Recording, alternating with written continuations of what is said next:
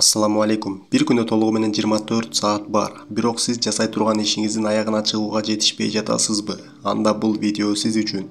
Бүгүн биз бардык пландалган ишибизди кийинкиге калтырбай кантип бүтүрө аларыбыз тууралуу сүйлөшөбүз. Эгер сиз күнүмдүк планга бир жумалык же бир айлык планды түзүп алсаңыз, анда аны токтотуңуз. Убакыттын жетишсиздиги бир күнгө планыңыздын мүмкүн болушунча майда чүйдөсүнө чейин жазуудан эмес, убакытты туура бөлүштүрүүдөн турат. Жана бул тууралуу Сирил Паркинсон өз сөзүндө мындай дейт: жумуш ага бөлүнгөн убакыттын баарын алат. Демек, сиз ишиңизди 1 саат же 1 күнгө пландаган болсоңуз, ал ошончо убакытты талап кылат.